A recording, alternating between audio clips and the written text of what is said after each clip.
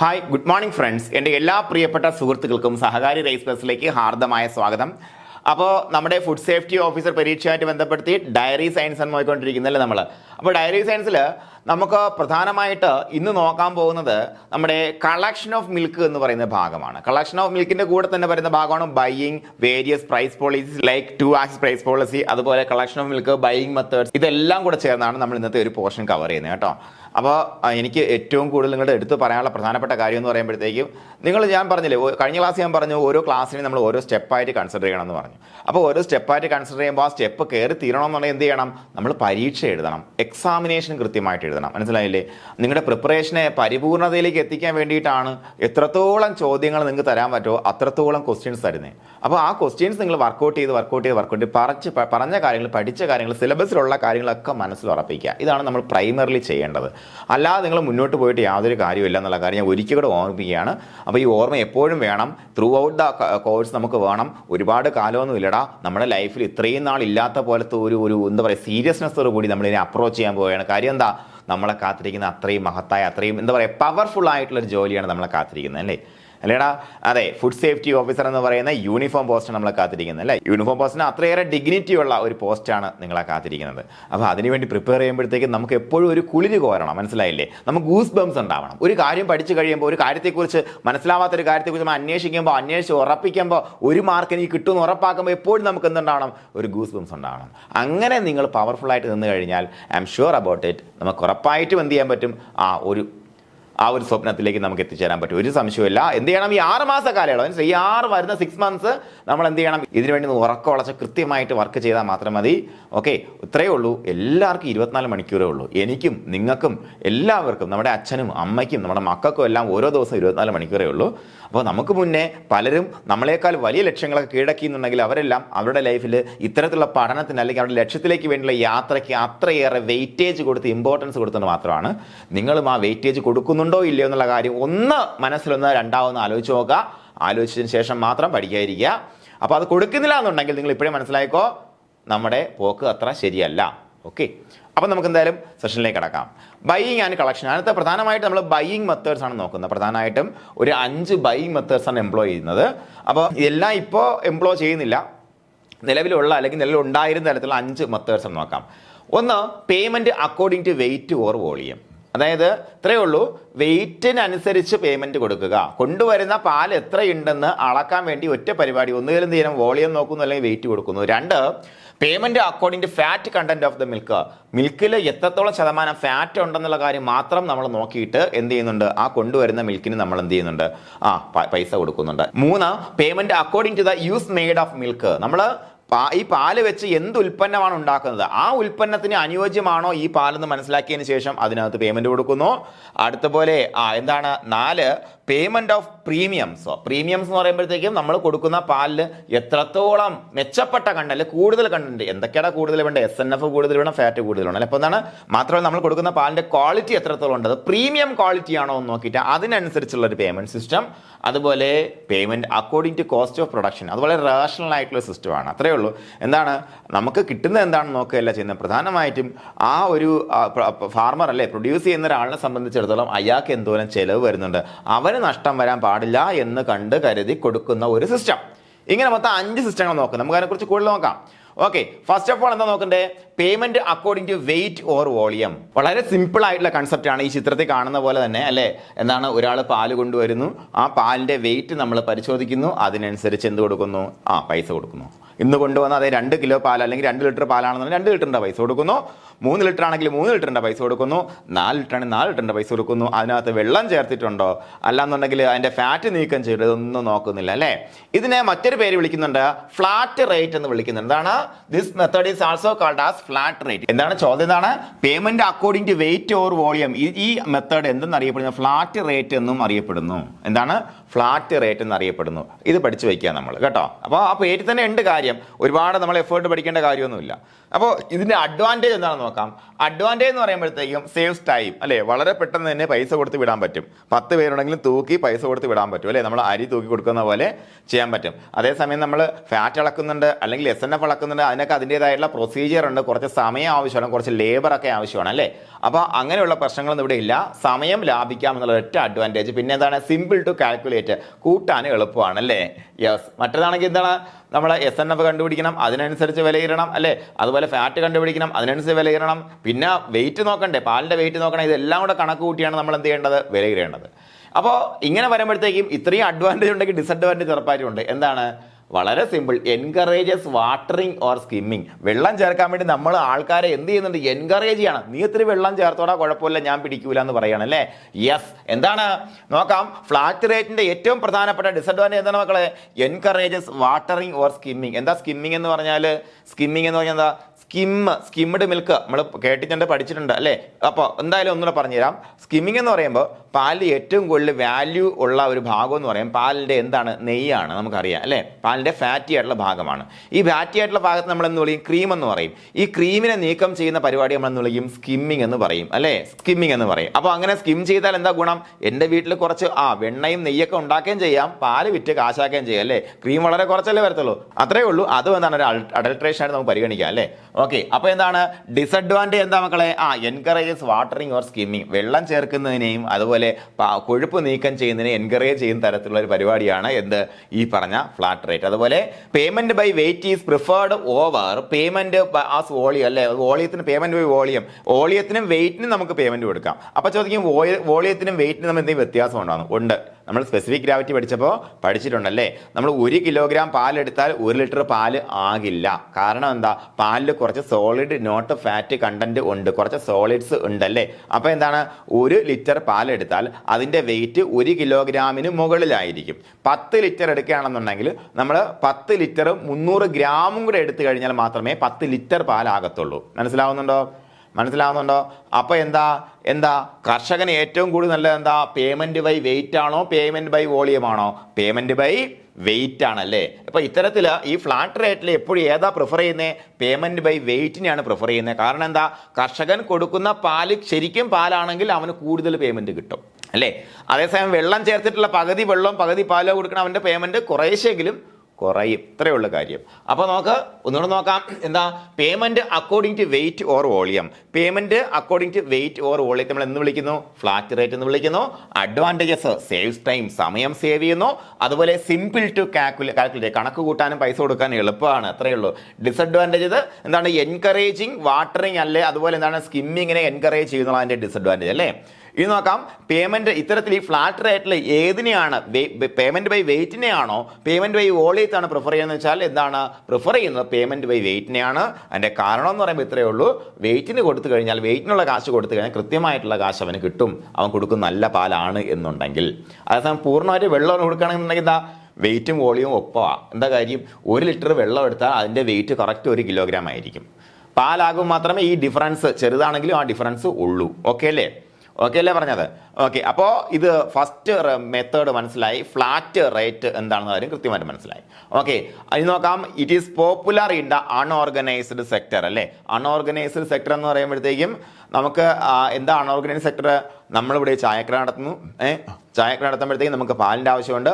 അടുത്ത വീട്ടിൽ നിന്ന് പാല് കൊണ്ടുവരുന്നു. നമ്മളവിടെ ഫാറ്റ് അളന്ന് നോക്കിയിട്ടാണോ പൈസ കൊടുക്കുന്നത്? അല്ലേ. SNF നോക്കാറുണ്ടോ? അതൊന്നും നോക്കിയിട്ടില്ല. നമ്മളെന്ത് ചെയ്യും, പാല് കൊണ്ടുവന്നു, നമ്മൾ എന്ത് ചെയ്യുന്നുണ്ട്, പാല് അളന്നിട്ട് നമ്മൾ എത്ര കിലോ ഉണ്ടല്ലോ, എത്ര ലിറ്റർ ഉണ്ടെന്ന് നോക്കിയിട്ട് അതിൻ്റെ പൈസ കൊടുക്കും. അതിൽ വെള്ളം ചേർത്ത് കഴിഞ്ഞാൽ നമുക്ക് നഷ്ടം. അപ്പോൾ എന്താണ്, ഇത് പോപ്പുലർ ആയിട്ടുള്ള എവിടെയാണ് ഈ പേയ്മെന്റ് ബൈ വെയിറ്റ് അല്ലെങ്കിൽ payment by volume?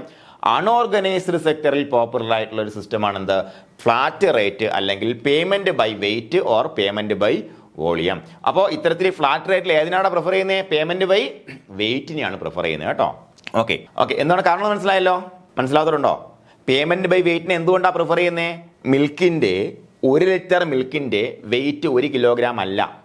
1 litre milk എടുത്താൽ അതിന് വെയിറ്റ് 1 കിലോഗ്രാമെങ്കിലും കുറച്ച് കൂടി നിൽക്കും. കാരണം മിൽക്കിൽ കുറച്ച് എന്തുണ്ട്, സോളിഡ്സ് ഉണ്ട്. ഓക്കെ, അതാണ് വ്യത്യാസം. അപ്പോൾ ശരിക്കുള്ള മിൽക്ക് കൊണ്ടുവരുന്ന ഒരാളെ സംബന്ധിച്ചിടത്തോളം രണ്ടുപേര് 10 ലിറ്റർ മിൽക്ക് കൊണ്ടുവരുന്നു വെച്ചോളൂ. രണ്ടുപേര് ഒരാളതിൽ 5 ലിറ്റർ വെള്ളം ചേർത്തിട്ടാണ് കൊണ്ടുവരുന്നത്. 5 ലിറ്റർ മിൽക്കും 5 ലിറ്റർ വെള്ളം ഒരു ചായക്കടക്കാരെ എങ്ങനെ കണ്ടുപിടിക്കാത്? വലിയ ബുദ്ധിമുട്ടാണല്ലേ, വലിയ ബുദ്ധിമുട്ടാണ് കണ്ടുപിടിക്കാനായിട്ട്. അപ്പോൾ വേറൊരാൾ കറക്റ്റായിട്ട് 10 ലിറ്റർ പാല് തന്നെ കൊണ്ടുവരികയാണ്. അപ്പോൾ ഈ 10 ലിറ്റർ പാല് കൊണ്ടുവരുന്നവനെ സംബന്ധിച്ച് അവന് വെയിറ്റ് കുറച്ച് കൂടുതലായിരിക്കും, ഇവന് വെയിറ്റ് കുറച്ച് കുറവായിരിക്കും. അത്രയേ ഉള്ളൂ. അപ്പോൾ അത്രയേ ഉള്ളൂ. കൃത്യമായി മനസ്സിലായി? അപ്പോൾ ഇനി അടുത്ത മെത്തേഡ് നോക്കാം. ഇവിടെ നമ്മൾ എന്താ ഫാറ്റ് കണ്ടന്റ് മാത്രമേ നോക്കുന്നുള്ളൂ. Payment according to the fat content of milk. മിൽക്കിന്റെ ഫാറ്റ് കണ്ടന്റ് അല്ലെ, കൊഴുപ്പിന്റെ അളവ് നോക്കി മാത്രം നമ്മൾ എന്ത് ചെയ്യുന്നുണ്ട്?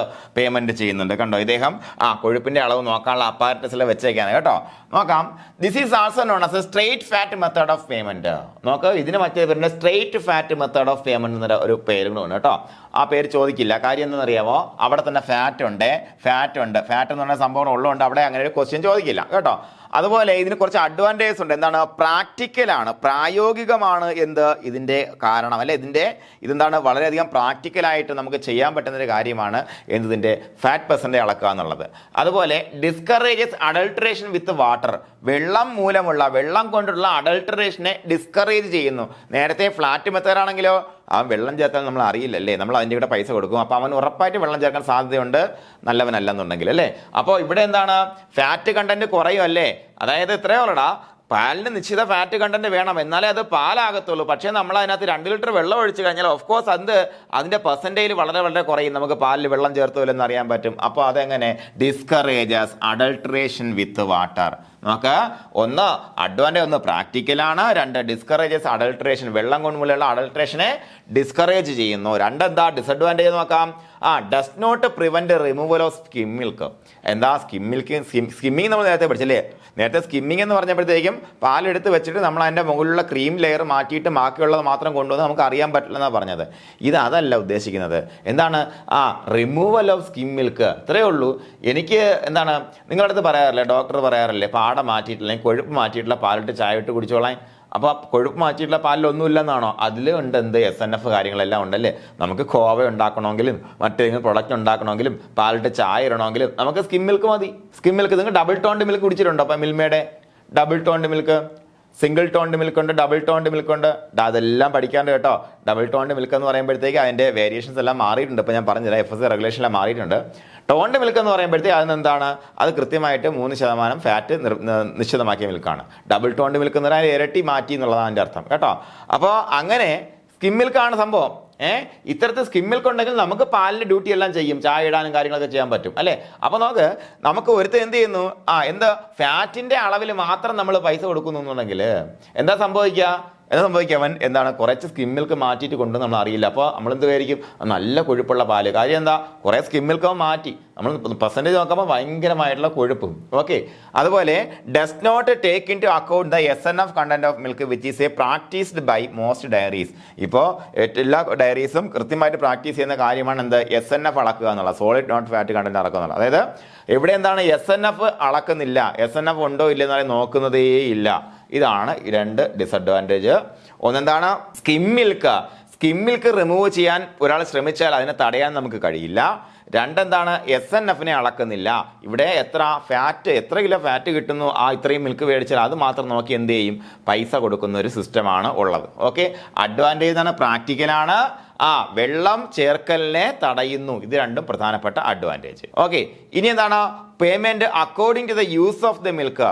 മിൽക്കിന്റെ ഉപയോഗക്രമം മൂലം അല്ലെ. എന്താണ് നമ്മൾ മിൽക്ക് എന്താ യൂസ് എന്ന് പറയുമ്പോഴത്തേക്കും കുടിക്കാൻ വേണ്ടി, അതൊരു യൂസാണ്. കുടിക്കാൻ വേണ്ടിയുള്ള മിൽക്കിന് നമ്മൾ കൂടുതൽ പൈസ കൊടുക്കുമോ? കുടിക്കാനുള്ള മിൽക്കിന് ഇത്ര, അല്ലെങ്കിൽ ഐസ്ക്രീം ഉണ്ട് കൊടുക്കും കേട്ടോ. അത്രേ ഉള്ളൂ. എന്താണ് പറഞ്ഞുതരാം. This practice followed by mainly in milk products. അതായത് ഏതെങ്കിലും മിൽക്ക് പ്രൊഡക്റ്റ്, ഇപ്പോൾ എൻ്റെ ഒരു കമ്പനി ഞാൻ ഉണ്ടാക്കുന്നത് ചീസാണെന്ന് വെച്ചോളൂ. ചീസാണെന്നുണ്ടെങ്കിൽ ചീസ് എന്ന് പറയുമ്പോഴത്തേക്ക് എന്താണ്? അതിനകത്ത് പ്രധാനമായിട്ടും റെനറ്റ് ആഡ് ചെയ്ത് റെനിൻ വെച്ചിട്ടുള്ള കൊയാഗുലേഷൻ കാര്യങ്ങൾ നടക്കുന്നുണ്ടല്ലേ.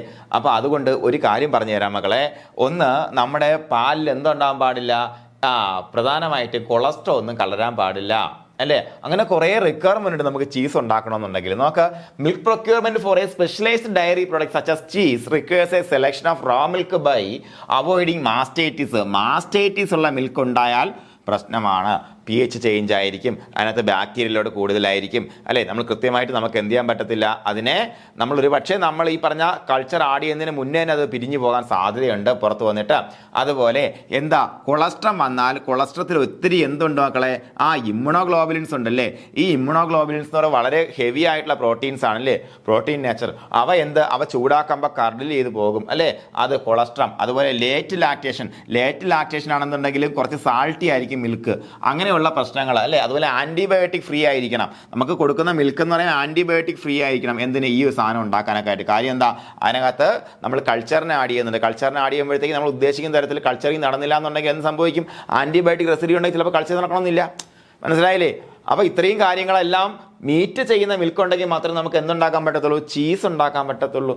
മനസ്സിലാവുന്നുണ്ടോ കാര്യം പറഞ്ഞത്, മനസ്സിലായ? ഇതാണ് കാരണം. അപ്പോൾ നമുക്ക് അങ്ങനെയുള്ള മിൽക്കിൻ്റെ, അതായത് നമുക്ക് ചീസിൻ്റെ ഇൻഡസ്ട്രി നടത്തുന്ന എൻ്റെ സ്ഥലത്ത് കൊണ്ടുവരുന്ന പാലിൻ്റെ വില ഞാൻ തീരുമാനിക്കുന്നത് ഇതൊക്കെ ഇങ്ങനെയെല്ലാം ആണോ നോക്കിയിട്ടായിരിക്കും. നോക്ക് payment according to the use of the milk, ഉപയോഗക്രമം അനുസരിച്ചിട്ടല്ലേ. നോക്കാം, the milk should be free from detergent, sanitisers, pesticides, insecticides, aflatoxins, mycotoxins, heavy metals and even off flavours. ഇതൊന്നും ഉണ്ടാകാൻ പാടില്ല. എങ്ങനെയാണെന്നുണ്ടെങ്കിൽ ചീസ് ഉണ്ടാക്കി, ചീസ് മാത്രമല്ല ഒന്നിലൊന്നും ഉണ്ടാകാൻ പാടില്ല. പക്ഷേ പ്രത്യേകിച്ച് എസ്പെഷ്യലി ചീസ് ഉണ്ടാക്കുമ്പോഴത്തേക്ക് ഇത്തരം കാര്യങ്ങൾ ഉണ്ടെന്നുണ്ടെങ്കിൽ നമുക്ക് വലിയ പണി കിട്ടാൻ സാധ്യതയുണ്ട്. അപ്പോൾ ഇതൊന്നും ഇല്ല എന്ന് ഉറപ്പാക്കി കൊണ്ടുവരുന്ന പാലിന് ഞാൻ അതുപോലെ വില കൊടുക്കും.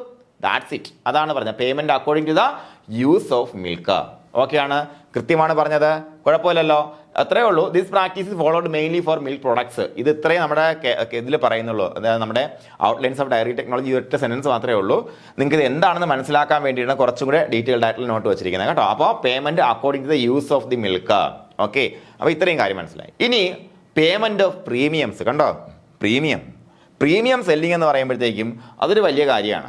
വലിയ കാര്യം എന്ന് പറയുമ്പോഴത്തേക്കും നമ്മൾ വാങ്ങുന്ന ഫോണുകളിൽ സാധാരണ ഒരു 30,000 രൂപയ്ക്ക് വാങ്ങുന്ന അല്ലെങ്കിൽ 40,000 രൂപയ്ക്ക് വാങ്ങുന്ന എല്ലാ ഫോണിലുള്ള എല്ലാ ഫീച്ചേഴ്സും ഉണ്ട് നമ്മൾ സാംസങ്ങിൻ്റെ S23 അൾട്രയിൽ, ഏറെക്കുറെ എല്ലാം. അല്ലാന്നുണ്ടെങ്കിൽ നമുക്ക് വേണ്ടുന്ന എല്ലാം ഉണ്ട് അല്ലേ.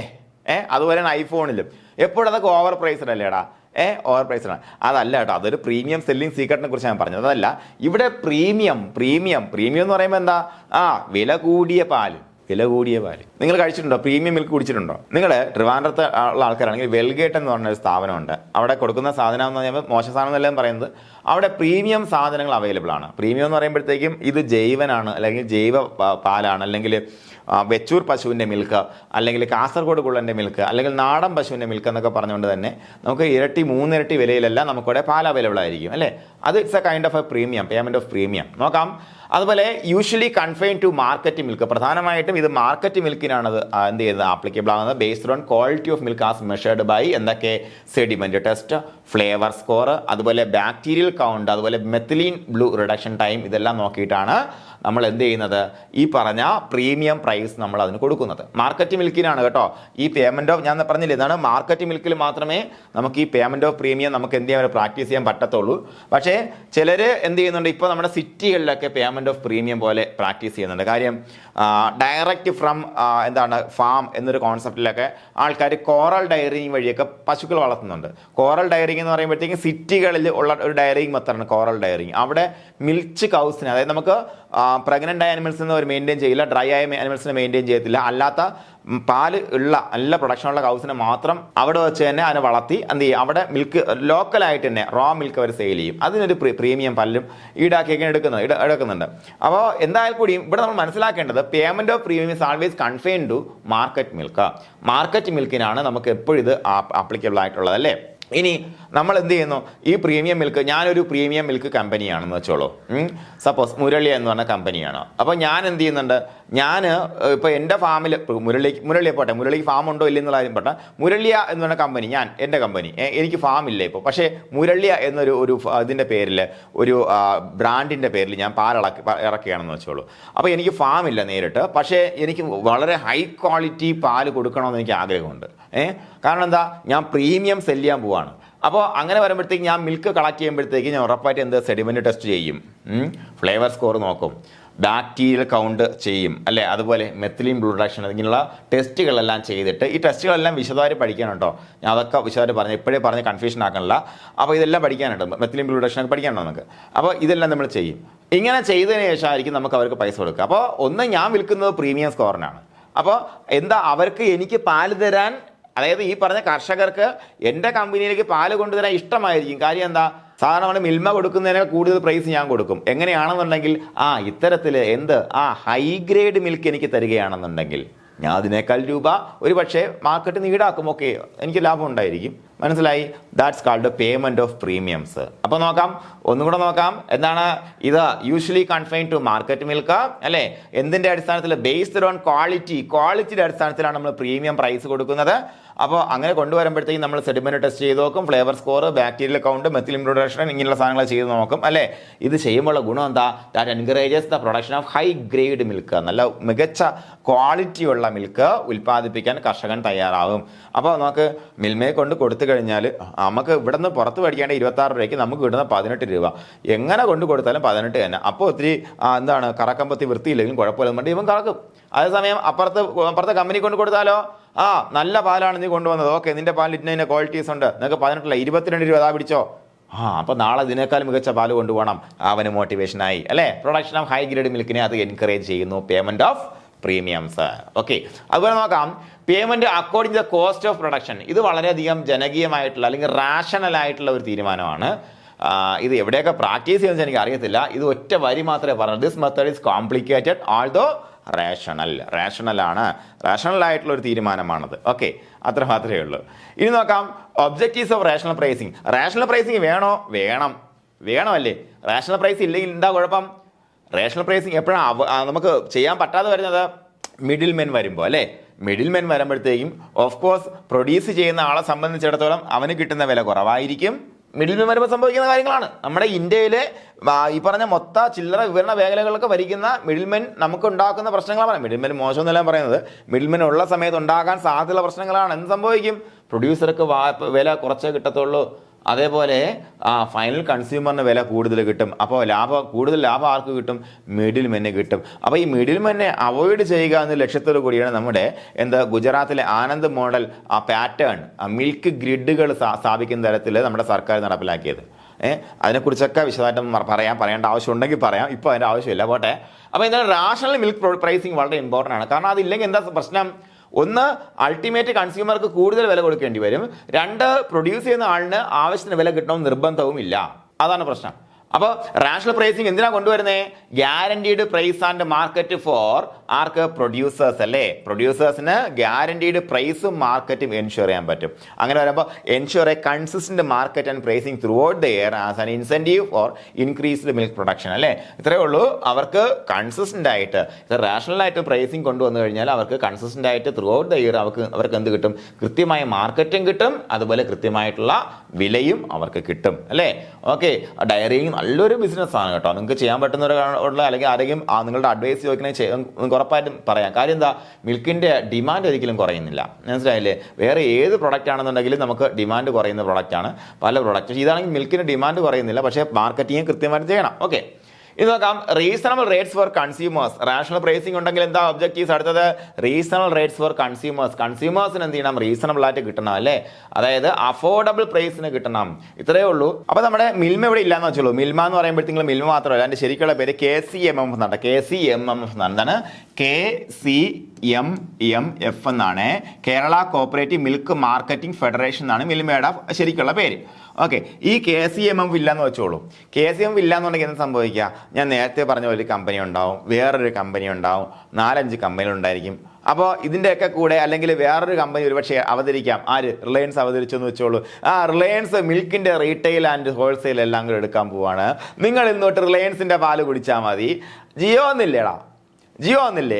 ജിയോ വന്നപ്പോൾ എന്താ കുഴപ്പം? എന്താ സംഭവിച്ചത്? പ്രിഡേറ്ററി പ്രൈസിങ് കൊണ്ടുവന്നില്ലേ. പ്രിഡേറ്ററി പ്രൈസിങ് എന്ന് പറയുമ്പോഴത്തേക്കും അവർ ആദ്യം എല്ലാം സൗജന്യമായിട്ട് കൊടുത്തു. കംപ്ലീറ്റ് സൗജന്യം. അപ്പോൾ എല്ലാവരും ഈ സാധനം എടുത്തതിന് ശേഷം എന്ത് ചെയ്തു? മറ്റുള്ളവർ കൊടുക്കുന്നതിനേക്കാൾ കുറച്ച് പൈസ കൊടുത്ത് കുറച്ച് വെച്ചു. ആദ്യമേ എല്ലാവരും എടുത്തപ്പോൾ തന്നെ മറ്റുള്ള സ്ഥാപനങ്ങളുടെ വരുമാനം ഇടിഞ്ഞു ഇല്ലേ?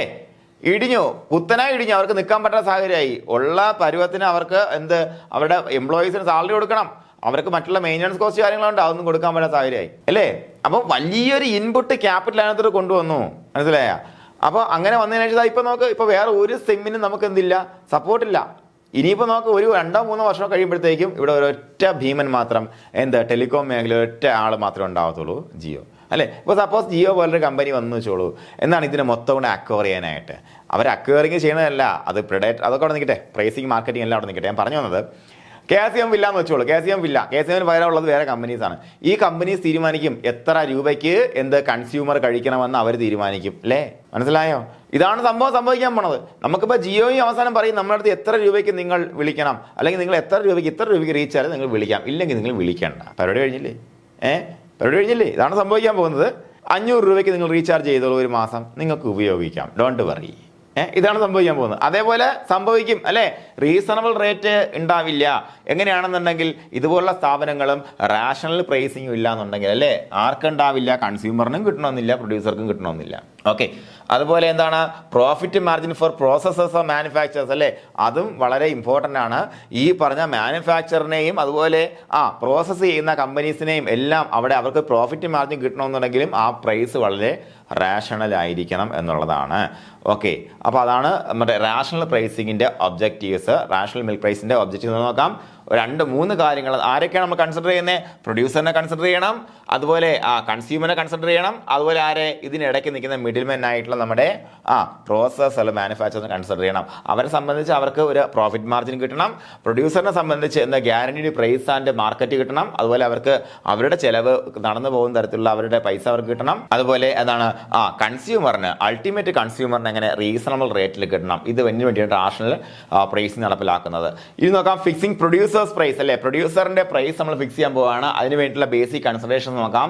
ഫസ്റ്റ് ഓഫ് ഓൾ പ്രൊഡ്യൂസറിന്റെ പ്രൈസ് നമ്മൾ എന്ത് ചെയ്യണം, ഫിക്സ് ചെയ്യണം. റാഷണൽ പ്രൈസിങ് ചെയ്യണമെങ്കിൽ എന്ത് ചെയ്യണം, പ്രൊഡ്യൂസർക്ക് ഇത്ര കൊടുക്കണം, അത് തീരുമാനിക്കണം. അപ്പോൾ എന്തൊക്കെ നോക്കണം, കോസ്റ്റ് ഓഫ് പ്രൊഡക്ഷൻ നോക്കണം. Prices should reflect the cost of milk production with a fair profit margin for producers. കണ്ടോ, അപ്പോൾ ആദ്യം നമ്മൾ എന്ത് ചെയ്യണം, ഈ പറഞ്ഞ സംഗതി നടപ്പിലാക്കണമെങ്കിൽ ആദ്യം കോസ്റ്റ് ഓഫ് പ്രൊഡക്ഷൻ, സാധനം ഉണ്ടായാലല്ലേ ബാക്കി കാര്യങ്ങൾ ചെയ്യാൻ പറ്റത്തുള്ളൂ.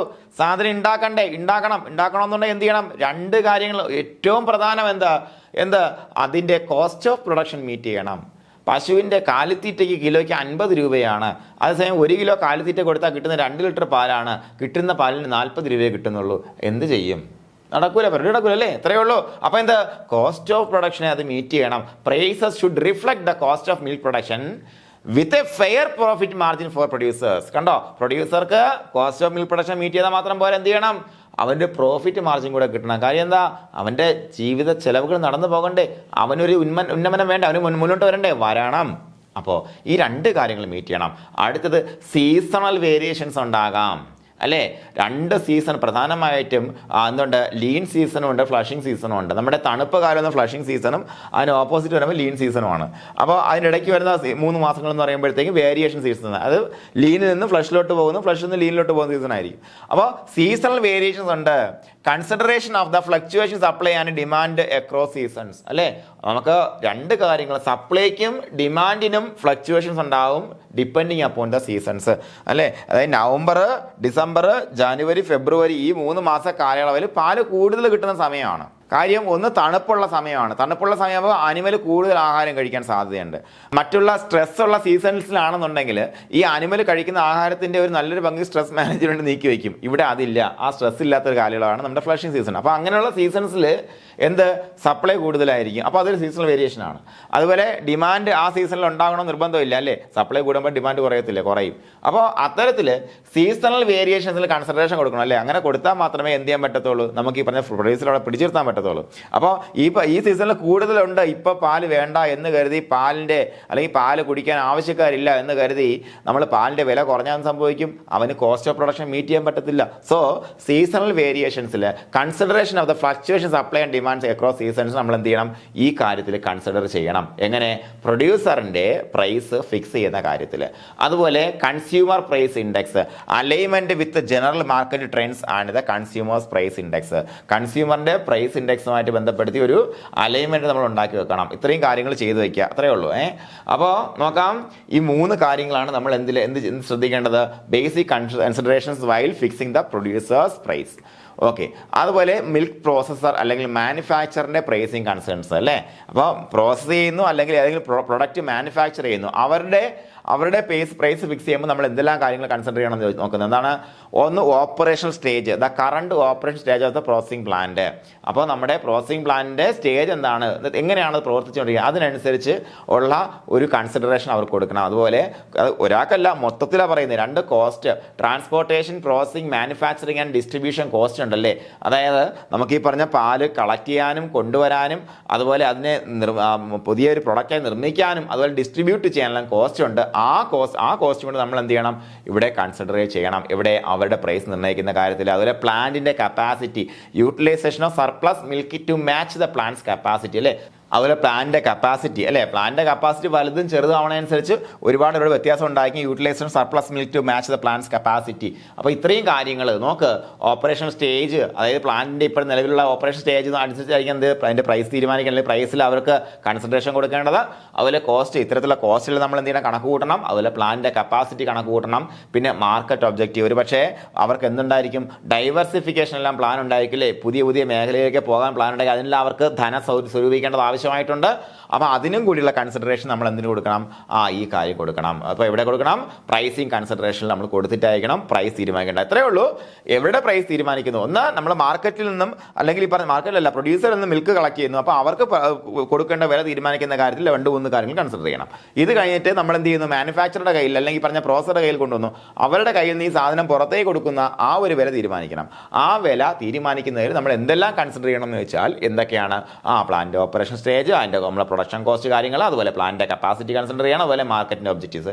ഇത്രയും കാര്യങ്ങൾ കൺസിഡർ ചെയ്യുകയും അതിനനുസരിച്ച് ആയിരിക്കണം അവരുടെ വില തീരുമാനിക്കണം. കാരണം അവർക്കൊരു നല്ലൊരു പ്രോഫിറ്റ് മാർജിൻ വേണം. ഇനി നോക്കാം, ഡിറ്റർമൈൻ ദ കൺസ്യൂമർ പ്രൈസ്. കൺസ്യൂമറിന്റെ അല്ലെ, ഉപഭോക്താവിന്റെ പ്രൈസ് തീരുമാനിക്കാൻ പോവുകയാണ്. അപ്പോൾ നോക്കാം, population coverage, size and distribution of the target population. നമ്മളിപ്പോൾ ഏതെങ്കിലും സിറ്റിയിലാണ് കൊണ്ടുപോകാൻ പോകണമെന്നുണ്ടെങ്കിൽ അവിടെ എത്രത്തോളം ആൾക്കാരുണ്ടെന്ന് മനസ്സിലാക്കിയിട്ട്, ആ ആൾക്കാരുടെ വാങ്ങൽ ശീലങ്ങൾ മനസ്സിലാക്കിയിട്ടില്ല, ടാർഗറ്റ് പോപ്പുലേഷൻ്റെ വാങ്ങൽ ശീലം മനസ്സിലാക്കിയിട്ടായിരിക്കണം ആ പ്രൈസ് നമ്മൾ നിശ്ചയിക്കേണ്ടത്. അതുപോലെ income groups, catering to different income levels, lower, middle and higher level, എല്ലാവർക്കും പാൽ ആവശ്യമാണ്. അപ്പോൾ എല്ലാ ഇൻകം ഗ്രൂപ്പിനെയും നമ്മൾ എന്ത് ചെയ്യണം, കൺസിഡർ ചെയ്യണം. അതുപോലെ total cost, covering transportation, processing and distribution cost while ensuring profit margin for the milk plant.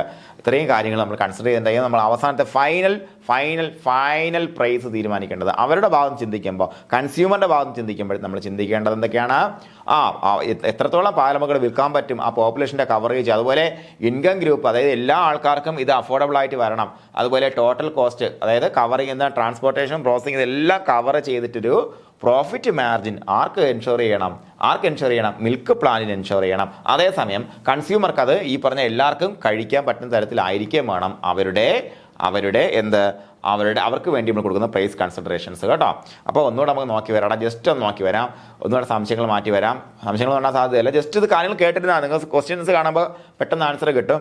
Okay, അപ്പോൾ കോസ്റ്റ് ഓഫ് പ്രൊഡക്ഷൻ എന്തൊക്കെയാണ്, പ്രൊഡ്യൂസേഴ്സ് പ്രൈസ് നോക്കാം. ഒന്ന്, കോസ്റ്റ് ഓഫ് പ്രൊഡക്ഷനെ മീറ്റ് ചെയ്യണം.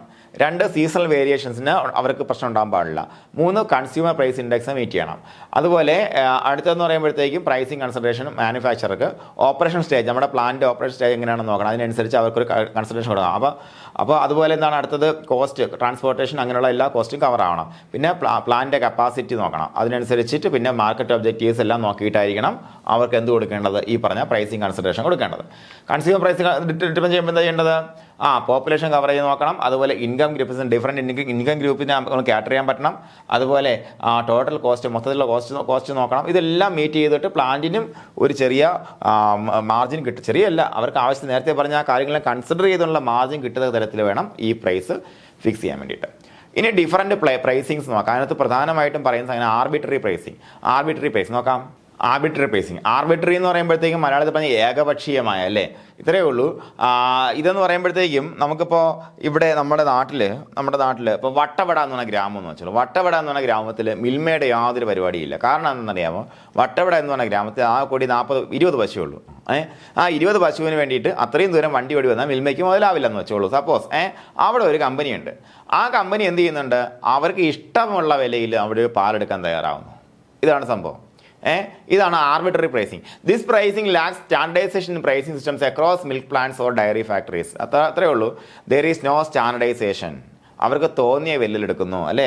അപ്പോൾ അവിടെയുള്ള കർഷകർ എന്ത് ചെയ്യും? ആ ഒരു സ്ഥലത്ത് അവിടെ മാത്രമേ കൊടുക്കാൻ, വേറെ നിവൃത്തിയില്ല. അവിടെ കൊടുത്ത് നിർബന്ധിതരാകും. അവിടെ കൊടുക്കാൻ നിർബന്ധിതരാകും. വേറെ മൊത്തം കുടിച്ചു തീർക്കാൻ പറ്റുമോ? പറ്റത്തില്ല. നോക്കാം. Which seems to have no relation with the actual cost of production. കണ്ടോ, ഇവൻ എത്ര രൂപ ചിലവായെന്ന് നോക്കത്തില്ല. കാര്യം എന്താ? ഇവൻ പറയുന്ന വിലയ്ക്ക് അവരുടെ സാധനം കിട്ടും. അവൻ ലാഭം ഉണ്ടാക്കാനേ നോക്കത്തുള്ളൂ. അതാണ് ആർബിട്രറി പ്രൈസിംഗ് എന്ന് പറയുന്നത്. നോക്കാം. Liquid milk plants also adopt A differential pricing system for flush and lean months based on the fat and SNF content. അതായത് ലിക്വിഡ് മിൽക്ക് പ്ലാന്റ്സ് ഇത് നമുക്ക് നേരത്തെ ഉണ്ടായിരുന്ന സിസ്റ്റം എന്ന് പറയാൻ പറ്റത്തില്ല. കുറേ ആൾക്കാർ അഡോപ്റ്റ് ചെയ്തിരുന്നൊരു കാര്യമാണ്. ഇതിൻ്റെയൊക്കെ പ്രശ്നം കൊണ്ട് തന്നെയാണ് ഗുജറാത്തിൽ ആദ്യമായിട്ട് കൈറ മിൽക്ക് സൊസൈറ്റി രൂപീകരിക്കപ്പെടുന്നത്. കൈറ മിൽക്ക് സൊസൈറ്റി എന്ന് പറയുമ്പോൾ ആനന്ദിൻ്റെ ബേസാണ്. എവിടെയാണോ ആനന്ദ് തുടങ്ങുന്നത്, കൈറയിലാണ് ഈ പ്രശ്നം ഉണ്ടാകുന്നത്. സ്വാതന്ത്ര്യം കിട്ടുന്നതിന് മുന്നേ ഉണ്ടായ പ്രശ്നമാണ്. അതായത് എനിക്കൊന്ന് പോൾസണോ അങ്ങനെ ഒരു കമ്പനിയാണ്. കമ്പനിയുടെ പേര് ഞാൻ പറഞ്ഞു, നേരത്തെ വായിച്ചിട്ടുണ്ട്. ഇങ്ങനെ ഒരു കമ്പനിയാണ് അവിടെ മിൽക്ക് കളക്ഷന് വേണ്ടിയിട്ട് കുറച്ച് ഇടനിലക്കാരെ ചുമതലപ്പെടുത്തും. അങ്ങനെ ഇത് ചുമതലപ്പെടുത്തിയ സമയത്ത് നമ്മുടെ ഈ പറഞ്ഞ ആൾക്കാർക്ക് അവർ തോന്നിയ വില കൊടുക്കുന്നത്. അപ്പോൾ ആൾക്കാർക്കൊന്നും കിട്ടുന്നില്ല. അങ്ങനെ ത്രിഭുവനദാസ് പട്ടേലിൻ്റെ നേതൃത്വത്തിൽ അവർ പോയി സർദാർ വല്ലഭായ് പട്ടേലിനെ കാണും. അപ്പോൾ പട്ടേലാണ് അവർ നിർദ്ദേശിക്കുന്നത്, നിങ്ങൾ എന്ത് ചെയ്യുക, നിങ്ങൾ നിങ്ങളുടേതായിട്ടുള്ള രൂപത്തിൽ ഒരു സൊസൈറ്റി തുടങ്ങിയിട്ട് നിങ്ങൾ തന്നെ കളക്ട് ചെയ്ത് വിപണനം നടത്തി പ്രൊഡക്ഷൻ എല്ലാം കംപ്ലീറ്റ് ചെയ്യാൻ വേണ്ടി പറയും. അങ്ങനെ സമരം നടക്കും. വലിയ സമരത്തിന് ശേഷം അവർക്ക് അത്തരത്തിലൊരു സൊസൈറ്റി തുടങ്ങാനുള്ള അനുമതി കൊടുക്കുന്നു. അതാണ് പിന്നെ അമൂലായിട്ട് വളർന്നത്. ആനന്ദ് മിൽക്ക് യൂണിയൻ ലിമിറ്റഡ് പിന്നെ വളർന്നത്. പിന്നെ ത്രിഭുവൻദാസ് പട്ടേലിൻ്റെ കൂടെ സ്വാതന്ത്ര്യത്തിന് ശേഷം നമ്മുടെ വർഗീസ് കുര്യൻ ചേരുന്നു. പിന്നെ എല്ലാം നടന്ന ചരിത്രമാണ്. ഇന്ത്യയെ മിൽക്കിൽ അല്ലെങ്കിൽ പാലിൽ ആറാടിച്ച ചരിത്രമാണ് പിന്നെ നടന്നത്. പിന്നെ ഒരുപാട് കഥകളുണ്ട് കേട്ടോ. ഓക്കെ, അപ്പോൾ എന്തായാലും നോക്കാം. ആർബിട്രറി പ്രൈസിംഗ് ഇതാണ്. ഈ pricing lacks on standardisation in pricing systems across milk plants or dairy factories അല്ലേ. അവിടെ സ്റ്റാൻഡർഡൈസേഷൻ സംഭവമൊന്നുമില്ല. ഇതൊരു ഏകപക്ഷീയമായ പ്രൈസിംഗ് ആണ്. Which seems to have no correlation with the actual cost of production. കണ്ടോ, the system of pricing which seems to have no correlation with actual cost of production എന്ന് ചോദിച്ചാൽ ഉത്തരം ഏതാണ്? ആർബിട്രറി പ്രൈസിംഗ് ആണ് അല്ലേ. ഓക്കെ, അപ്പോൾ ഇത് നമ്മൾ നോക്കി വയ്ക്കുക. ഇനി ചില മറ്റുള്ള മിൽക്ക് പ്ലാന്റ്സ് അഡോപ്റ്റ് ചെയ്ത മറ്റൊരു രീതിയാണ് ഡിഫറൻഷ്യൽ പ്രൈസിംഗ് സിസ്റ്റം. എങ്ങനെ? For flush and lean months based on the fat and SNF content അല്ലേ. ഫ്ലഷ് മന്ത്സിലും ലീൻ മന്ത്സിലും നമുക്ക് പാലെടുക്കുന്നതിന് വേണ്ടിയിട്ട് അവർ കൊണ്ടുവന്നൊരു സിസ്റ്റമാണ് ഡിഫറൻഷ്യൽ പ്രൈസിങ്. ഇത്രയേ ഉള്ളൂ. അപ്പോൾ ലീൻ മന്ത്സ് ആകുമ്പോഴത്തേക്കും ഉറപ്പായിട്ടും ഫാറ്റിൻ്റെ കണ്ടന്റ് കൂടുതലായിരിക്കും അതിനകത്ത്. ഉറപ്പാണ് കാര്യം, മനസ്സിലായില്ലേ? പാലിൻ്റെ അളവ് കുറയുമ്പോൾ ഫാറ്റിൻ്റെ കണ്ടന്റ് കൂടും. പാലിൻ്റെ കട്ടി കൂടും, സ്വാഭാവികം. പാലിൻ്റെ അളവ് കൂടുമ്പോഴത്തേക്ക് നേരെ തിരിച്ചാണ്. ഫാറ്റിൻ്റെ കണ്ടന്റും കുറയും, SNF ചെറിയ വേരിയേഷൻ വലിയ വേരിയേഷൻ വരത്തില്ല. SNF ഒക്കെ അത്രയും ഇതാണ്, എന്നാലും കട്ടി കുറയും. മനസ്സിലായി? പാലിൻ്റെ കട്ടി കൂടുകയും കുറയും ചെയ്യും. പ്രൊഡക്ഷൻ കൂടുമ്പോഴത്തേക്കും കട്ടി കുറയും, പ്രൊഡക്ഷൻ കുറയുമ്പോൾ കട്ടി കൂടും. അപ്പോൾ അതിനനുസരിച്ച് ഡിഫറൻഷ്യൽ പ്രൈസിംഗ് സിസ്റ്റം ചില കമ്പനികൾ അഡോപ്റ്റ് ചെയ്തിട്ടുണ്ട്. ഓക്കെ, ഇനി minimum standards and pricing policy suggestions നോക്കുന്നത്. ഇന്ത്യയിൽ ഇപ്പോൾ നിലവിലുള്ള minimum standards and pricing policy suggestions ആണ് നോക്കാം. അപ്പോൾ നമ്മുടെ ഔട്ട്ലൈൻസ് ഓഫ് ഡയറി ടെക്നോളജിയിൽ PFA റൂൾസാണ് പറയുന്നത്. 976 വന്ന PFA റൂൾസ് പ്രകാരമുള്ള മിനിമം സ്റ്റാൻഡേർഡ്സാണ് പറയുന്നത്. ഇപ്പോൾ നിങ്ങൾക്ക് എല്ലാവർക്കും അറിയാം PFA റൂൾസിനെ FSSAI അല്ല, ഇപ്പോൾ FSSAI പ്രിവെയിൽ ചെയ്യുന്നത്. ഇപ്പോൾ as of now FSSAI prevails. അപ്പോൾ ഇപ്പോൾ നിലവിലുള്ള നമ്മുടെ മിനിമം കണ്ടന്റ് കാര്യങ്ങൾ കൊടുത്തിട്ടുണ്ട്. ഇവിടെ നിന്ന് ചോദ്യമുണ്ട്, പഠിച്ചു വെച്ചോണം. ഇൻ കേസ് ഈ പുസ്തകത്തിൽ നിന്ന് PFA എടുത്ത് ചോദിച്ചാൽ നമുക്ക് ഉത്തരം എഴുതിയേ പറ്റത്തുള്ളൂ. ആസ് പെർ PFA റൂൾസ് അല്ലേ. നോക്കാം. മിനിമം എന്താണ്? കൗ മിൽക്കിൽ എത്ര ശതമാനം ഫാറ്റ് ഉണ്ടായിരിക്കണം അക്രോസ് ദ കൺട്രി, അതുപോലെ SNF എത്ര ഉണ്ടായിരിക്കണം നോക്കാം. കൗ മിൽക്ക് ഫാറ്റിനെ സംബന്ധിച്ചിടത്തോളം 3 മുതൽ 4% വരെ ആസ് പെർ PFA റൂൾസ് 1976 ഉണ്ടായിരിക്കണം മിനിമം അക്രോസ് ദ കൺട്രി. ഇന്ത്യയിൽ എവിടെ നമ്മുടെ കൗ മിൽക്ക് എന്ന് പറഞ്ഞൊരു സാധനം വിറ്റാലും മിനിമം 3 മുതൽ 4% ഫാറ്റ് ഉണ്ടായിരിക്കണം. SNF എത്ര ഉണ്ടായിരിക്കണം? 8.5 മുതൽ 9% ഉണ്ടായിരിക്കണം എന്ന് ആര്? PFA 1976 പറഞ്ഞു, prevention of food adulteration act. Okay, അതുപോലെ ബഫല്ലോ മിൽക്ക് എത്രയാണ് മക്കളെ? എത്രയാണ്? ബഫല്ലോ മിൽക്ക് 5 മുതൽ 6% ഫാറ്റ്, അതുപോലെ 9% SNF അക്രോസ് ദി കൺട്രി എന്നാണ് നമ്മുടെ PFA പറഞ്ഞു വച്ചിരിക്കുന്നത് കേട്ടോ. ഓക്കെ, അപ്പോൾ നമുക്ക് നേരത്തെ പറഞ്ഞ പോലെ എന്താണ്? ആസ് ഓഫ് നൗ FSSAI ആണുള്ളത്. FSSAI സ്റ്റാൻഡേർഡുകൾ പഠിച്ചു വെക്കണം. അതാണ് പഠിച്ചു വെക്കേണ്ട. ശരിക്കും പറഞ്ഞാൽ PFA എന്ന് പറഞ്ഞ് ചോദിച്ചാൽ മാത്രം ഈ സാധനം എഴുതുക. ആസ് ഓഫ് നൗ നോക്കുക, ആൾ ഇന്ത്യയിൽ നമ്മൾ എവിടെ റോ മിൽക്ക് ബഫല്ലോ മിൽക്ക് എന്ന് പറഞ്ഞ് വിറ്റാലും അതിനകത്ത് മിനിമം 5% ഫാറ്റ് ഉണ്ടായിരിക്കണം. ഇപ്പോഴത്തെ കണക്കനുസരിച്ച് എത്ര? 5% ഫാറ്റ് ഉണ്ടായിരിക്കണം. ഒരു സംശയമില്ല കാര്യത്തിൽ കേട്ടോ. എത്രയാണ്? 5% ഫാറ്റ്. ഇപ്പോൾ തന്നെ പഠിച്ചു പോകണം. അതുപോലെ SNF എത്ര? 9% ഉണ്ടായിരിക്കണം. 9% ഉണ്ടായിരിക്കണം. അതുപോലെ കൗ മിൽക്ക് ഓൾ ഇന്ത്യ 3.2% മതി. എന്താ മിനിമം ഫാറ്റ് പെർസെൻറ്റേജ് നിങ്ങൾ കൗ മിൽക്ക് എന്ന് പറഞ്ഞ് വിൽക്കണം എന്നുണ്ടെങ്കിൽ 3.2% മതി അല്ലേ. അതുപോലെ SNF എത്ര? 8.3% മതി. ഈ amendment shall come into force as per 1 September 2023. ഏറ്റവും ലേറ്റസ്റ്റ് ആയിട്ടുള്ള അമെൻമെൻറ്റ് പ്രകാരം വന്നിട്ടുള്ള ഡാറ്റയാണ് നിങ്ങൾക്ക് തന്നിട്ടുള്ളത്. നമ്മുടെ ഏറ്റവും പുതിയ ടെക്സ്റ്റ് ബുക്കുകളിൽ നിന്ന് വരാറായില്ല എന്നെനിക്ക് തോന്നുന്നേ. ടെക്സ്റ്റ് ബുക്കുകളിലൊന്നും ഇതല്ല, ഇത് ഒരു വേരിയേഷൻ ആയിട്ടുള്ള വേറൊരു ഇതായിരിക്കും വരുന്നത് കേട്ടോ. അപ്പോൾ ഇത് നിങ്ങൾ വേറെ ഒന്നും നോക്കണ്ട. FSSAയുടെ സ്റ്റാൻഡേർഡ് നമ്മുടെ ആതറൈസ്ഡ് ആയിട്ടുള്ള PDF നിങ്ങൾ നോക്കിയാൽ മതി, ഒരു പ്രശ്നമല്ല, ഇത് പഠിക്കാം കേട്ടോ. ഓക്കെ, അപ്പോൾ എന്താണ് നമ്മൾ പഠിച്ചത്? Minimum standards and pricing policy suggestions. ഇന്ത്യയിൽ നിലവിലുള്ള standards and pricing policy suggestions നോക്കുന്നത്. അത് പ്രകാരം 976 PFA റൂൾസ് പ്രകാരം ഉള്ളത് നമ്മൾ പഠിച്ചു. കൗ മിൽക്ക് 3.4 to 4%, SNF എത്ര? 8.5 to 9. എന്താണ് ബഫലോന്റെ SNF 9 തന്നെയാണ്. 5 to 6% മിനിമം എന്താ fat percentage across the country. ഇപ്പോൾ നിലവിലുള്ള ഇങ്ങനെയാണ് 5, 3.2, 9, 8.3. ഇത്രയും കാര്യങ്ങളാണ് നമുക്കിപ്പോൾ നിലവിലുള്ള പ്രൈസിംഗ് പോളിസി സജഷൻസ് കേട്ടോ. ഓക്കെ, ഇനി നമുക്ക് 2 ആക്സിസ് പ്രൈസിംഗ് പോളിസി എന്ന് പറഞ്ഞ സംഗതികൾ നോക്കാം. 2 ആക്സിസ് പ്രൈസിംഗ് പോളിസി. 2 ആക്സിസിലുള്ള പ്രൈസിംഗ് പോളിസി. അപ്പോൾ നിലവിൽ നമ്മൾ നേരത്തെ ഉണ്ടായിരുന്ന പല പ്രൈസിംഗും പറഞ്ഞപ്പോഴത്തേക്കും 2 ആക്സിലുള്ള സംഗതി പറഞ്ഞില്ല, നമ്മൾ ഫാറ്റ് വരെ ഉള്ളതേ പറഞ്ഞോളൂ. ഇപ്പോൾ നിലവിൽ എല്ലായിടത്തും ചെയ്യുന്നത് ഇതാണ്, 2 ആക്സിസ് ആണ്. നോക്കാം. Proposal by the National Dairy Development Board, NDDB ആണ് എന്ത് ഈ പറഞ്ഞ സാധനം പ്രപ്പോസ് ചെയ്തിട്ടുള്ളത്. ഇപ്പോൾ ചോദ്യം ഇവിടെ കിടപ്പുണ്ട്. എന്താണ് 2 ആക്സിസ് പ്രൈസിംഗ് പോളിസി സജസ്റ്റ് ചെയ്ത ആരാണ്? NDDB, National Dairy Development Board. എന്തിനാണ്? To incentivise milk production based on compositional quality. മിൽക്കിന്റെ കോമ്പോസിഷണൽ ക്വാളിറ്റി അനുസരിച്ച്. മിൽക്കിന്റെ കോമ്പോസിഷൻ എന്തൊക്കെയാണ്? ഫാറ്റ്, SNF, വാട്ടർ അല്ലേ. അതിന് കൃത്യമായിട്ടുള്ള കോമ്പോസിഷൻ ഉണ്ട്. ആ കോമ്പോസിഷന്റെ ക്വാളിറ്റി അനുസരിച്ച്. അപ്പോൾ അതിൽ എന്തൊക്കെ കൂടിക്കഴിഞ്ഞാൽ നമുക്ക് മിൽക്കിന്റെ ക്വാളിറ്റി വർദ്ധിച്ച് മനസ്സിലാക്കാം? SNF കൂടിക്കഴിഞ്ഞാൽ, അതുപോലെ ഫാറ്റ് കൂടിക്കഴിഞ്ഞാൽ അല്ലേ. അപ്പോൾ ഇതൊക്കെ കൂടിയാൽ നമുക്ക് മിൽക്കിന്റെ കോമ്പോസിഷണൽ ക്വാളിറ്റി വർദ്ധിച്ചത് മനസ്സിലാക്കാം. അപ്പോൾ നോക്കാം എന്തിനു വേണ്ടിയിട്ടാ? 2 വഴിക്കും ഫാറ്റിന്റെ അളവും അതുപോലെ SNFന്റെ അളവും കൃത്യമായിട്ട് കണ്ടുപിടിച്ച് ഇൻസെന്റിവൈസ് ചെയ്യാൻ വേണ്ടി കൊണ്ടുവന്ന സാധനമാണ് എന്താ? 2 ആക്സിസ് പ്രൈസിംഗ് പോളിസി എന്ന് പറയുന്ന. ആരാ കൊണ്ടുവന്നേ? National Dairy Development Board. Okay, എന്തിനാ കൊണ്ടുവന്നേ? To incentivise milk production based on compositional quality of the milk. അപ്പോൾ എന്താ ചലഞ്ച്? ഇപ്പോഴും ഈ ചലഞ്ച് ഇല്ല കേട്ടോ. ഇത് കൊണ്ടുവന്ന സമയത്ത് ഇത് ഫേസ് ചെയ്യുന്ന ചലഞ്ചാണ്. Accurate testing of milking for solids not fat content and the need for rapid testing methods. ഇത്രയേ ഉള്ളൂ. SNF കൃത്യമായിട്ട് കണ്ടെത്താനുള്ള ടെക്നിക്കുകൾ അന്ന് ഡെവലപ്പ് ചെയ്തുകൊണ്ടിരിക്കുന്നേ ഉണ്ടായിരുന്നുള്ളൂ. അങ്ങനെ ഒരു ചെറിയ ചലഞ്ച് ആ സമയത്ത് അത് ഫേസ് ചെയ്തിട്ടുണ്ട് എന്നുള്ളതാണ്. അതുപോലെ encouragement of efficiency focusing on production efficiency, cost minimisation and product quality അല്ലേ. എന്താണ്? എൻകറേജ്മെന്റ് ഓഫ് എഫിഷ്യൻസി വർദ്ധിപ്പിക്കുക. എങ്ങനെ?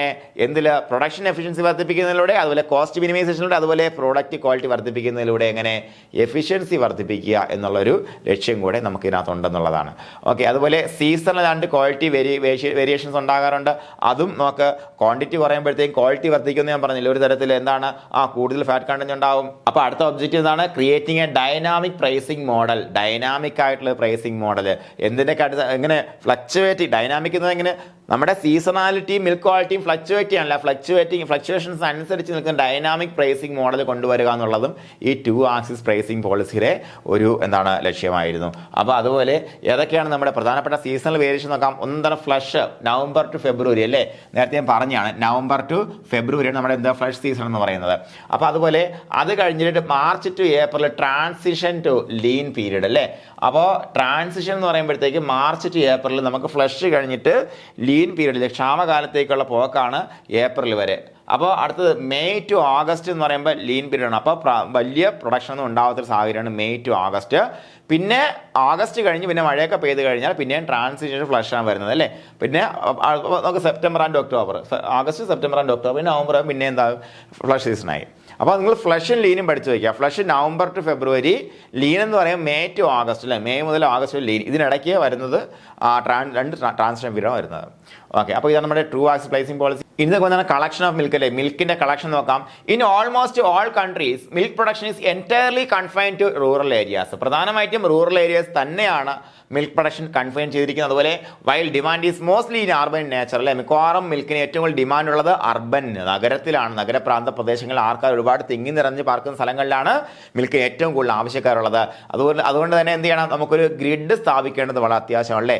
ഇന്ത്യയിൽ ഗ്രിഡ് ഉണ്ട്. ആദ്യമായിട്ട് നമ്മുടെ ഈ പറഞ്ഞ KCM മാതൃകയിൽ അല്ലെങ്കിൽ അമൂൽ മാതൃകയിലുള്ള സ്ഥാപനങ്ങൾ ഇന്ത്യയിൽ ഒട്ടാകെ നടപ്പിലാക്കിയപ്പോഴത്തേക്കും ഗ്രിഡിലാണ് ആൾക്കാർ ആദ്യം ഫോക്കസ് ചെയ്ത് നോക്കാം. അപ്പോൾ എന്താണ്, hence milk has to be collected and transferred from the milk shed areas to processing and distribution points in cities. Milk shed area എന്ന് പറയുമ്പോഴത്തേക്ക് മിൽക്ക് ഷെഡ് കൗവിൻ്റെ ബാണാണെന്നാണ് തെറ്റിദ്ധരിക്കരുത്. അതല്ല, മിൽക്ക് ഷെഡ് ഏരിയ എന്നാൽ മിൽക്ക് കൊഴിയുന്ന ഏരിയാസ് മാത്രം കൂട്ടിയാൽ മിൽക്ക് പൊഴിയുന്ന സ്ഥലങ്ങൾ അത്രയേ ഉള്ളൂ. നമുക്കിപ്പോൾ ഡൽഹിയിൽ വളരെ വലിയ ആവശ്യക്കാരുണ്ടെന്നുണ്ടെങ്കിൽ അതിനൊരു മിൽക്ക് ഷെഡ് ഏരിയ ഉണ്ടായിരിക്കും. അതുമായിട്ട് ബന്ധപ്പെടുത്തി ഒരു മിൽക്ക് ഷെഡ് റൂറൽ ഏരിയ ഉണ്ടായിരിക്കും. ഡൽഹിയിലെ ആൾക്കാർക്ക് പാല് കൊടുക്കാൻ ആവശ്യമായിട്ടുള്ള മിൽക്ക് കൊണ്ടുവരുന്ന സ്ഥലം, അത്രയേ ഉള്ളൂ മിൽക്ക് ഷെഡ് എന്ന് ഉദ്ദേശിക്കുന്നത് കേട്ടോ. അപ്പോൾ കളക്ഷൻ മിൽക്ക് നോക്കാം. മിൽക്ക് കളക്ടിങ് സിസ്റ്റംസ് പ്രധാനമായിട്ടും by cooperative organisations. Cooperative organisation എന്ന് പറയുമ്പോൾ എന്താണ്, സഹകരണ അടിസ്ഥാനത്തിലുള്ള സ്ഥാപനങ്ങൾ അല്ലേ. സഹകരണം എന്ന് പറയുമ്പോഴത്തേക്ക് ഇത്രയേ ഉള്ളൂ, each for all and all for each. എല്ലാവരും ഓരോരുത്തർക്ക് വേണ്ടിയും ഓരോരുത്തരും എല്ലാവർക്കും വേണ്ടി. ഇതാണ് സഹകരണത്തിൻ്റെ ബേസിക് തത്വം എന്ന് പറയുന്നത്.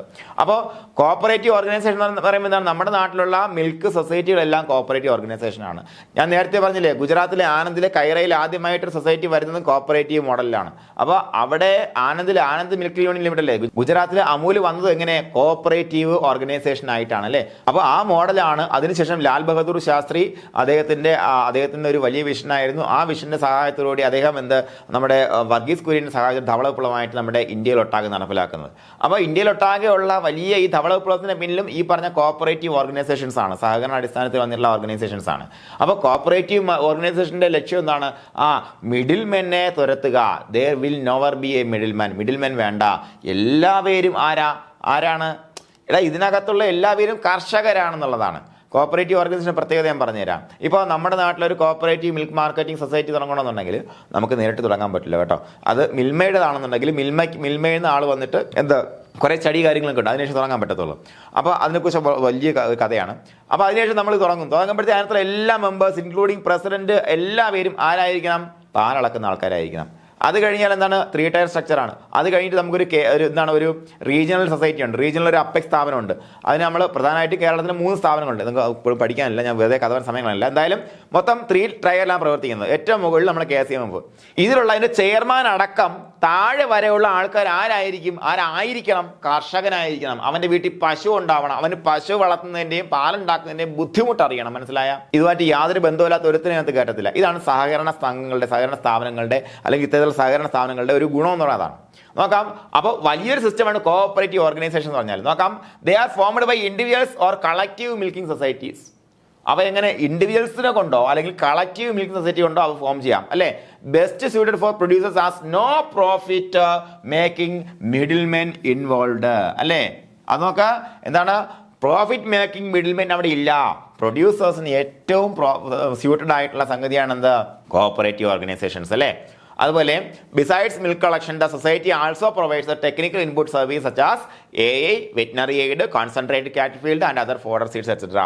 അതായത് അവർ ഈ പറഞ്ഞ ഓർഗനൈസേഷൻസ് വഴി ഇത് ചെയ്യണമെന്നുണ്ടെങ്കിൽ നമ്മുടെ ഓർഗനൈസേഷൻ മിൽക്ക് കളക്ട് ചെയ്യുക മാത്രമല്ല ചെയ്യുന്നത്, എന്തൊക്കെ ചെയ്യുന്നുണ്ട്, ആർട്ടിഫിഷ്യൽ ഇൻസെമിനേഷൻ, കൃത്രിമ ബീജാധാനം പോലുള്ള പരിപാടികൾ അല്ലേ, കൂടുതൽ മെച്ചപ്പെട്ടിട്ടുള്ള പുതിയ തലമുറയെ സൃഷ്ടിക്കുന്നതിന് വേണ്ടിയിട്ടുള്ള കൃത്രിമ ബീജാധാനം, അതുപോലെ വെറ്റിനറി എയ്ഡ്, വെറ്റിനറി സഹായം എന്ന് പറയുമ്പോഴത്തേക്കും പശുക്കൾക്കോ അല്ലെങ്കിൽ മറ്റുള്ള ആനിമൽസിന് വേണ്ടിയിട്ടുള്ള ആരോഗ്യ സഹായം, അതുപോലെ കോൺസെൻട്രേറ്റഡ് കാറ്റിൽ ഫീഡ്, അതായത് അതിന് വേണ്ടിയിട്ടുള്ള അതിന് കൊടുക്കേണ്ടതുള്ള ഫീഡ് അല്ലെ, കാറ്റിൽ ഫീഡ് പ്രൊവൈഡ് ചെയ്യുക. പിന്നെ എന്താണ്, ഫോഡർ സ്റ്റീഡ്സ് അല്ലേ, ഇതെല്ലാം കൊടുക്കുന്ന തരത്തിലുള്ള സഹായങ്ങളും ഈ പറഞ്ഞ കോഓപ്പറേറ്റീവ് ഓർഗനൈസേഷൻസ് ചെയ്യുന്നുണ്ട്. ഇതൊരു മിൽക്ക് കളക്ടിങ് സിസ്റ്റമാണ്.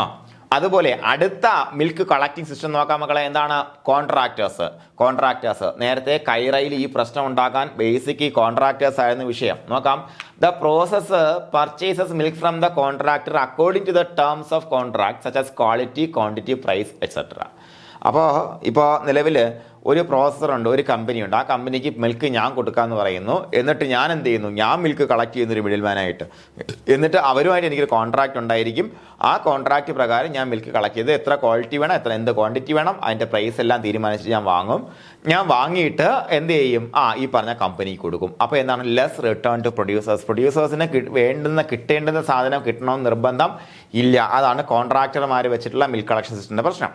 ഇനി ഇൻഡിവിജ്വൽ പ്രൊഡ്യൂസേഴ്സ്, ഇൻഡിവിജ്വൽ എന്ന് പറയുമ്പോഴത്തേക്ക് ഇത്രയേ ഉള്ളൂ. നമ്മളിപ്പോൾ താമസിക്കുന്നത് അമൂലല്ല പോട്ടെ, ഏതെങ്കിലും ഒരു കമ്പനി അല്ലേ, ഇപ്പോൾ എന്താണ് നമ്മുടെ നെസ്ലെ എന്ന് പറഞ്ഞ ഏതെങ്കിലും കമ്പനി, സപ്പോസ് എക്സ് എന്ന് പറഞ്ഞ കമ്പനി. ഈ എക്സ് എന്ന് പറഞ്ഞ കമ്പനിയിൽ പാല് ഐസ്ക്രീം ഉൽപ്പാദിപ്പിക്കുന്നുണ്ട്. അവർ കുറേ പാല് ഇങ്ങനെ കളക്ട് ചെയ്യാൻ വേണ്ടി പലരെ ഏൽപ്പിച്ചിട്ട് കൊണ്ട് അങ്ങനെ കൊണ്ട്.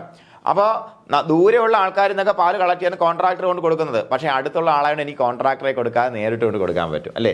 അപ്പോൾ അവർ തരുന്ന വില എനിക്ക് സ്വീകരിക്കാനും പറ്റും. പക്ഷേ അത് എല്ലാവർക്കും പ്രാക്ടിക്കൽ അല്ല. ലൊക്കേറ്റഡ് നിയർ ദ പ്രോസസിംഗ് ഡയറിയുടെ അടുത്ത് ഉള്ള ആൾക്കാർക്ക് മാത്രമേ പ്രാക്ടിക്കൽ ആകത്തുള്ളൂ. ഓക്കെ, ഇനി നമുക്ക് നോക്കാം milk collection cum chilling centres നോക്കാം. These are normally attached to city dairies. പ്രധാനമായിട്ടും സിറ്റി ഡയറീസുമായിട്ട് ബന്ധപ്പെടുത്തിയാണ് ഇത് വന്നിരിക്കുന്നത്. നമുക്കിപ്പോൾ മിൽമയുടെ KCMFന്റെ പ്രോഗ്രാം നമ്മൾ നോക്കിക്കഴിഞ്ഞാൽ നമുക്ക് മനസ്സിലാക്കാൻ പറ്റും. അതിനകത്ത് ഇത്തരത്തിലുള്ള പ്രോഗ്രാംസ് ഉണ്ട്. എന്താണ് milk collection cum chilling centres. മിൽക്ക് എപ്പോഴും ഒരു പെരിഷബിൾ പ്രോഡക്റ്റാണ് ഞാൻ പറഞ്ഞു തന്നിട്ടുണ്ടല്ലേ. അല്ലടാ, എപ്പോഴും നശിച്ചു പോകാൻ സാധ്യതയുള്ള പ്രോഡക്റ്റ്. അതുകൊണ്ട് തന്നെ ചില്ലിംഗ് വളരെ വളരെ ഇമ്പോർട്ടൻ്റ് ആണെന്നുള്ള കാര്യം നമ്മൾ ഓർത്തിരിക്കുക. ചില്ലിംഗ് എന്ന് പറയുമ്പോൾ ചില്ലിംഗ് ടെമ്പറേച്ചറിൽ കൊണ്ടുപോയി കഴിഞ്ഞാൽ അതിനകത്തുള്ള ബാക്ടീരിയ നശിക്കില്ല. നിലവിലുള്ള ബാക്ടീരിയയുടെ മൾട്ടിപ്ലിക്കേഷൻ നമുക്കൊന്ന് സപ്രസ് ചെയ്ത് വെക്കാൻ പറ്റും അല്ലേ.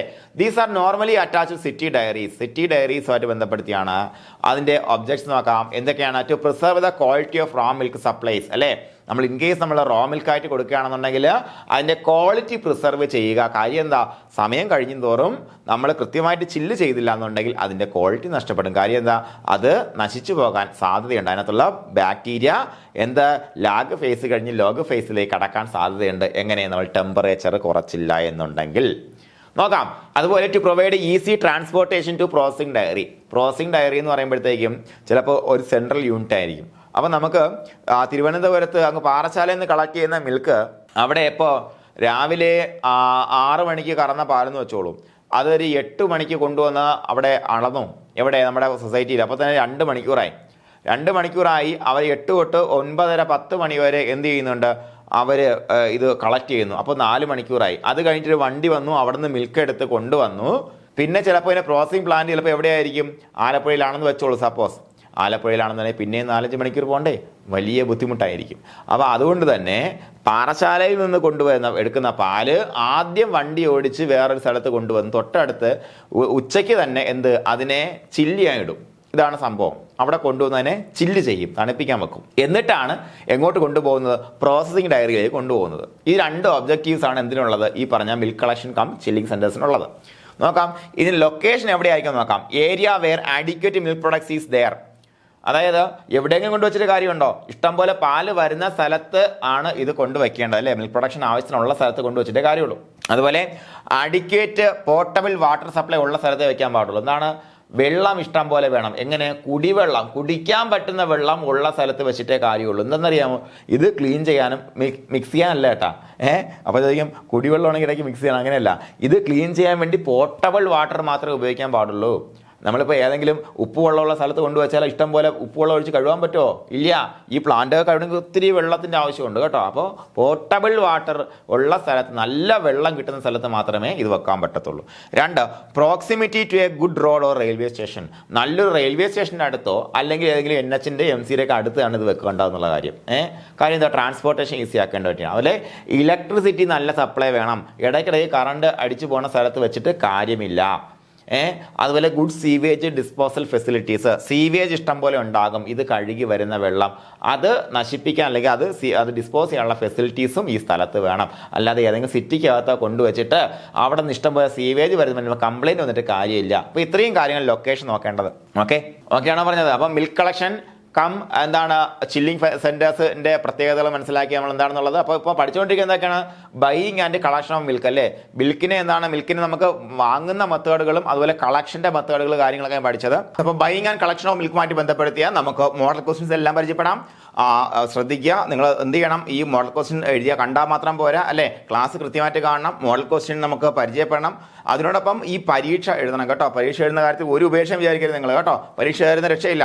ഇപ്പോൾ ഇന്ന് ഈ ക്ലാസ് ക്ലാസ് കണ്ടു കഴിയുമ്പോൾ ക്വസ്റ്റ്യൻ ഡിസ്കഷൻ കണ്ടു കഴിയുമ്പോൾ നിങ്ങൾക്ക് നല്ലൊരു കോൺഫിഡൻസ് ഉണ്ടായിരിക്കും. പക്ഷേ അതല്ല, എക്സാമിനേഷൻ നമ്മൾ എഴുതിയാൽ മാത്രമേ എന്തുണ്ടാകത്തുള്ളൂ, നമുക്ക് ഈ പറഞ്ഞ കോൺഫിഡൻസ് വർദ്ധിപ്പിക്കാൻ പറ്റത്തുള്ളൂ. അപ്പോൾ ആ കാര്യം നിങ്ങൾ ഒരിക്കലും പിന്നോട്ട് വയ്ക്കരുത്. സിമ്പിൾ ക്വസ്റ്റ്യൻസ് ആണല്ലോ എന്നൊന്നും വിചാരിക്കേണ്ട കാര്യമല്ല. ഇപ്പോൾ ക്ലാസ് കേട്ട നമുക്കത് സിമ്പിൾ ക്വസ്റ്റ്യൻ ആയിരിക്കും.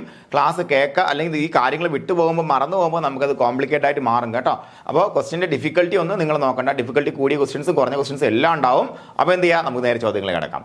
What is A common method of payment for milk in the unorganised sector? അല്ലേ, അൺഓർഗനൈസ്ഡ് സെക്ടറിൽ കോമൺ ആയിട്ട് ഉപയോഗിക്കുന്ന മിൽക്കിംഗ് മെത്തേഡ് എന്താണ് പേയ്മെന്റ് മെത്തേഡ് എന്താണ്? ഞാൻ പറഞ്ഞു നോക്കാം. ചായക്കടക്കാരാണെന്നുണ്ടെങ്കിൽ ബൈ ദ വെയിറ്റ് അല്ലേ, വെയിറ്റ് അല്ലെങ്കിൽ വോളിയം. അപ്പോൾ എന്താണ്, ബി ആണ് അതിൻ്റെ ആൻസർ ആയിട്ട് വരുന്നത്. ഓക്കെ, അപ്പോൾ അടുത്ത ക്വസ്റ്റ്യൻ നോക്കാം.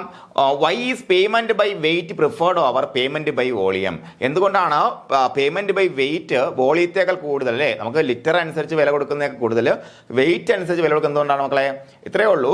സ്പെസിഫിക് ഗ്രാവിറ്റി കൂടുതലുള്ള മിൽക്കാണ് ഒരു ആൾ കൊണ്ടുവരുന്നുണ്ടെങ്കിൽ അയാൾക്ക് വെയിറ്റ് വെച്ച് കൊടുക്കുമ്പോഴത്തേക്കും കൂടുതൽ പൈസ കിട്ടും അല്ലേ. അപ്പോൾ ബി ആണ് not affected by the specific gravity. B ആണ് അതിൻ്റെ ആൻസർ ആയിട്ട് വരുന്നത്. ഓക്കെ, അപ്പോൾ അടുത്ത ക്വസ്റ്റ്യൻ നോക്കാം. ഡാഷ് എന്നത് following is a disadvantage of payment according to weight or volume? താഴെ തന്നിരിക്കുന്നവയിൽ ഡിസഡ്വാൻറ്റേജ് ഏതാണ്? എന്താണ് ചോദിക്കുന്നത്? ടൈം കൺസ്യൂമിംഗ് ആണോ? അല്ല. എന്താണ്? എൻകറേജസ് വാട്ടറിങ് ഓർ സ്കിമ്മിങ് അല്ലേ. സ്കിമ്മിങ്ങും അല്ലെങ്കിൽ പറഞ്ഞ വാട്ടറിങ്ങിനെയും രണ്ട് ചെയ്ത് കഴിഞ്ഞാൽ നമുക്ക് വേറെ പ്രശ്നമൊന്നും ഉണ്ടാകത്തില്ല, അവർക്ക് ആ പൈസ കിട്ടും. അതൊരു ഡിസഡ്വാൻറ്റേജ് തന്നെയാണല്ലേ. ബി ആണ് ഉത്തരം. അതുപോലെ what does payment according to fat content of milk discourage? എന്തിനാണ് ഡിസ്കറേജ് ചെയ്യുന്നത്? ഇത്രയേ ഉള്ളൂ. എന്താണ്? അഡൾട്രേഷൻ വിത്ത് വാട്ടറിനെ ഡിസ്കറേജ് ചെയ്യുന്നുണ്ട്. കാര്യം എന്താ? വെള്ളം ചേർത്ത് കഴിഞ്ഞാൽ ഫാറ്റ് കണ്ടന്റിൽ കാര്യമായ വേരിയേഷൻസ് കാണിക്കും, വില കുറയും അല്ലേ. അതുപോലെ what is not considered when paying according to fat content? വളരെ സിമ്പിൾ ആണ്. ഫാറ്റ് കണ്ടന്റ് മാത്രം വെച്ച് നമ്മൾ പേയ്മെന്റ് ചെയ്യുമ്പോൾ എന്താണോ കൺസിഡർ ചെയ്യാത്തത്? സിമ്പിൾ ആണ്. എന്താണ്? SNF കണ്ടന്റ് അല്ലെ, സോളിഡ് നോട്ട് ഫാറ്റ് കണ്ടന്റ് നമ്മളൊന്നും കൺസിഡർ ചെയ്യുന്നില്ല. അതുപോലെ ഡാഷ് എന്നത് following is a disadvantage of straight fat method of payment?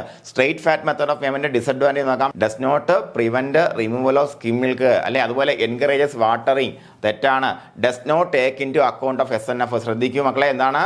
ഒന്ന്, സ്കിം മിൽക്ക് റിമൂവലിനെ അത് പ്രിവെന്റ് ചെയ്യുന്നില്ല, അതൊരു ഡിസഡ്വാൻറ്റേജ് ആണ്. അതിനോടൊപ്പം does not take into account of SNF. SNF എന്ത് ചെയ്യുന്നില്ല, അത് വാല്യൂ ചെയ്യുന്നില്ല, അതൊരു ഡിസഡ്വാൻറ്റേജ് തന്നെ. അപ്പം തന്നെ ബോത്ത് A and C ആണ് ഉത്തരം. ഓക്കെ, അപ്പോൾ അടുത്ത ക്വസ്റ്റ്യൻ നോക്കാം. Payment of premiums for milk is usually based on എന്തുമായിട്ട് ബന്ധപ്പെടുത്തിയിരിക്കുന്നു? പ്രീമിയം ആകുമ്പോഴത്തേക്കും കൃത്യമായിട്ട് ബാക്ടീരിയൽ കൗണ്ടും റിസാർച്ച് റിഡക്ഷനും അതുപോലെ സെഡിമെന്റ് ടെസ്റ്റും ഒക്കെ നമ്മൾ നോക്കുന്നുണ്ടല്ലേ. യെസ്, C ആണ് ഉത്തരം.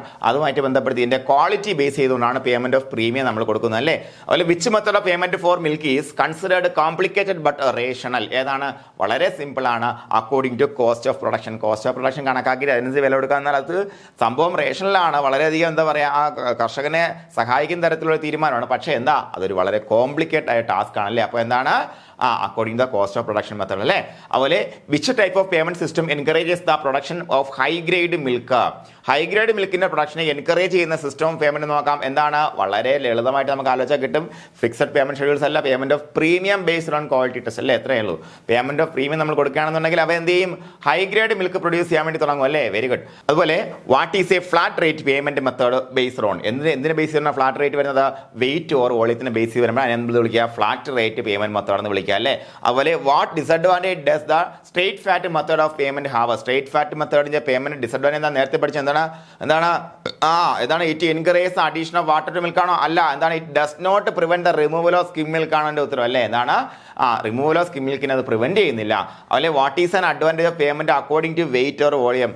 അത്രേ ഉള്ളൂ. എന്നാണ് വളരെ സിമ്പിൾ ആണ്. സിമ്പിൾ ടു കാൽക്കുലേറ്റ്, എളുപ്പം കണക്ക് കൂട്ടിയെടുക്കാൻ പറ്റും അല്ലേ. അതുപോലെ which is a criterion for paying premiums for milk? എന്താണ്? അതിനെ താഴത്ത് നിന്നിരിക്കുന്നത് പ്രീമിയം ഫോർ മിൽക്കിന് പേയ്മെന്റ് ചെയ്യാൻ കൊടുക്കുന്ന ക്രൈറ്റീരിയൻ പാക്കേജിംഗ് ഒന്നും അല്ല. എന്താണ്? ബാക്ടീരിയൽ കൗണ്ട് അല്ലേ. ബാക്ടീരിയൽ കൗണ്ട് കുറവാണെങ്കിൽ നമുക്ക് എന്ത് ചെയ്യാം? പ്രീമിയം പ്രൈസ് കൊടുക്കാൻ പറ്റും. ഗുഡ് ക്വാളിറ്റി മിൽക്ക് അവർ പ്രൊഡ്യൂസ് ചെയ്ത് തരും അല്ലേ. അതുപോലെ what aspect is critical for milk used in cheese production? Cheese പ്രൊഡക്ഷനിൽ ഉപയോഗിക്കുന്ന മിൽക്കിൽ ഉള്ള പ്രധാനപ്പെട്ട ആസ്പെക്ട് എന്തായിരിക്കണം? It must be from late lactation അല്ലല്ലേ. ലേറ്റ് ലാക്ടേഷൻ ഒഴിവാക്കാൻ പറ്റുമെങ്കിൽ അത്രയും നല്ല നമ്മൾ എടുത്ത് പറഞ്ഞു. ഇവിടെ ലാക്ടേഷനിൽ ആയിരിക്കണം എന്നുള്ളതാണ് പറഞ്ഞിരിക്കുന്നത്. അപ്പോൾ തെറ്റാണ്. Free from admixture of colostrum? Yes. എന്താണ്? കൊളസ്ട്രം ഉണ്ടാകാൻ പാടില്ല, ശരിയാണ്. അതുപോലെ must be pasteurised before collection? അതിൻ്റെ ഒന്നും ആവശ്യമില്ല. Should be collected during the day? അതിൻ്റെ ആവശ്യം രാവിലെ ആണെങ്കിൽ കുഴപ്പമില്ല അല്ലേ. അപ്പോൾ എന്താണ്? ബി ആണ് ഉത്തരം. Free from admixture of colostrum. അപ്പോൾ അതുപോലെ how is the cost of production method for paying for milk is described? Cost of production മെത്തേഡിനെ നമുക്ക് എങ്ങനെ ഡിസ്ക്രൈബ് ചെയ്യാൻ പറ്റും? കോംപ്ലിക്കേറ്റഡ് ബട്ട് റേഷണൽ എന്ന് ഡിസ്ക്രൈബ് ചെയ്യാൻ പറ്റും അല്ലേ? സി ആണ് ഉത്തരം.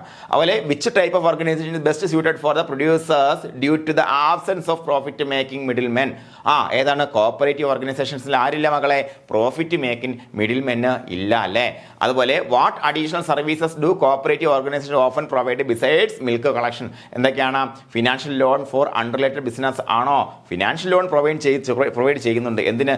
ഫോർ ദ റിലേറ്റഡ് ബിസിനസ്സിന് ഇവർ പ്രൊവൈഡ് ചെയ്യാറുണ്ട്. നമ്മുടെ മിൽമ പോലുള്ള സ്ഥാപനങ്ങൾ പ്രൊവൈഡ് ചെയ്യാറുണ്ട്. നോക്കാം, technical input likes veterinary aid അല്ലേ? വെറ്റിനറി എയ്ഡ് എല്ലാം കൊടുക്കുന്നുണ്ട്, ശരിയാണ്. അപ്പോൾ ഇത് ഫോർ അൺറിലേറ്റഡ് ബിസിനസ്സിന് എന്ത് കൊടുക്കാറില്ല? ഇവർ ഫിനാൻഷ്യൽ ലോണൊന്നും കൊടുക്കാറില്ല. ഓക്കെ, അത് കണ്ടിട്ട് നമ്മൾ എ ആൻഡ് ബി തെറ്റിദ്ധരിച്ച് എഴുതരുത്. ഓക്കെ, അപ്പോൾ എന്താണ് ഉത്തരം? ഏതാണ് മക്കളെ? ബി ആണ് ഉത്തരമായിട്ട് വരുന്നത്.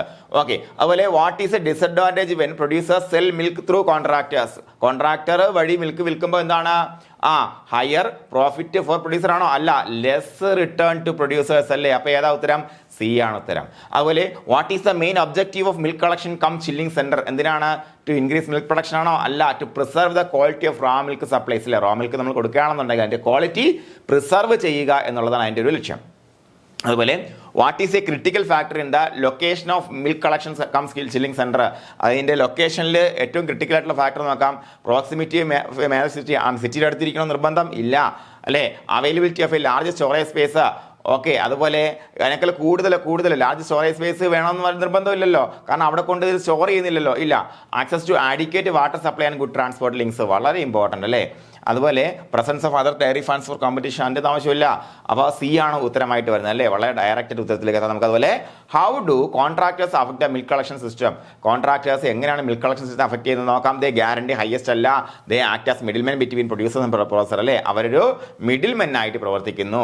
അതുപോലെ what does arbitrary pricing often fail to relate അല്ലേ? എന്തിനെ റിലേറ്റ് ചെയ്യാനാണ് ആർബിട്രറി പ്രൈസിംഗ് പലപ്പോഴും പരാജയപ്പെടുന്നത്? ആക്ച്വൽ കോസ്റ്റ് ഓഫ് പ്രൊഡക്ഷനെ മീറ്റ് ചെയ്യാൻ പലപ്പോഴും ആർബിട്രറി പ്രൈസിംഗ് ഉണ്ടെങ്കിൽ പരാജയപ്പെടാൻ സാധ്യതയുണ്ടല്ലോ. അതുപോലെ what is a major focus of rational milk pricing towards consumers? ഇത്രയേ ഉള്ളൂ. പ്രൊവൈഡിംഗ് മിൽക്ക് അറ്റ് വേരിയബിൾ അല്ല, supplying milk based on the consumers price index and affordability. അതാണ് അല്ലേ റാഷണൽ മിൽക്ക് പ്രൈസിംഗ് എന്ന് പറയുമ്പോഴത്തേക്ക് ഇത്രയേ ഉള്ളൂ. എല്ലാവർക്കും തുല്യമായിട്ടല്ലേ, അല്ലെങ്കിൽ എല്ലാവർക്കും കൃത്യമായിട്ട് കിട്ടേണ്ട പരിഗണനകൾ കിട്ടുന്ന തരത്തിലായിരിക്കും ആ പ്രൈസിംഗ് സിസ്റ്റം വർക്ക് ചെയ്യുന്നത്. അപ്പോൾ എന്താണ്? കൺസ്യൂമറിനെ അനുബന്ധിച്ച് എന്താണ്? അവരുടെ കൺസ്യൂമർ പ്രൈസ് ഇൻഡെക്സ്, അവരുടെ അഫോർഡബിലിറ്റി അനുസരിച്ചായിരിക്കും ഇതിന്റെ പ്രൈസ് നിശ്ചയിക്കുക അല്ലെ? Rational pricing. അതുപോലെ what advantage does the two axis pricing policy offer to the dairy sector? ഇത്രയേ ഉള്ളൂ. Encourages uniform milk production year ഒന്നുമല്ല, incentivises milk production based on quality അല്ലേ? ക്വാളിറ്റിയുള്ള മിൽക്ക് ഉണ്ടാക്കുന്ന ആളിന്, പ്രൊഡ്യൂസ് ചെയ്യുന്ന ആളിന് ഇൻസെന്റീവ്സ് കൊടുക്കുകയാണെന്നുള്ള അല്ലേ? ഓക്കെ, അതുപോലെ why are minimum standards for milk important in rational pricing? Rational പ്രൈസിംഗിൽ മിനിമം സ്റ്റാൻഡേർഡ്സ് എന്തിനാണ് വെച്ചേക്കുന്നത്? They set benchmark for quality and safety അല്ലേ? അവ എന്ത് ചെയ്യുന്നു? നമ്മുടെ ക്വാളിറ്റിയും സേഫ്റ്റിയും നിർണ്ണയിക്കുന്നുള്ള ബെഞ്ച് മാർക്ക് സെറ്റ് ചെയ്യുന്നു. ബി ആണ് ഉത്തരം. അതുപോലെ in rational milk pricing what does arbitrary pricing refer to? A pricing based on thorough market analysis അല്ല, എ സ്റ്റാൻഡേർഡൈസ് പ്രൈസിംഗ് സിസ്റ്റം അല്ല, pricing that last standardisation and may not reflect production cost. അതാണല്ലേ arbitrary pricing. C ആണ് ഉത്തരം. അതുപോലെ the two axis pricing policies proposed by ആരാണ്? NDDB ആണ് propose ചെയ്തല്ലേ? വളരെ ഇമ്പോർട്ടൻറ്റ് ക്വസ്റ്റ്യൻ, പഠിക്കാതെ പോകരുത്, ഇത് ചോദിക്കും കേട്ടോ. അതുപോലെ find out the statement of statements that is not correct from below. താഴത്തെ നിരയിൽ തെറ്റായ പ്രസ്താവന ചോദിച്ചിരിക്കുന്നു. Payment by weight does not consider the fat content of the milk. ഇവിടെ വെള്ളയാണ്ട് എഴുത്തില്ലേ? ഫാറ്റ് കണ്ടന്റ് അല്ലേ? ഫാറ്റ് കണ്ടന്റ് എന്നാണ് കേട്ടോ. എന്താണ് fat content? Okay, payment by does not consider the fat content of milk ശരിയായ പ്രസ്താവനയാണ് അല്ലേ? അപ്പോൾ payment according to the fat content does not discourage adulteration of milk with water. Payment according to the fat content does not discourages. നമുക്ക് ശ്രദ്ധിക്ക്, നമ്മൾ നോക്കാം.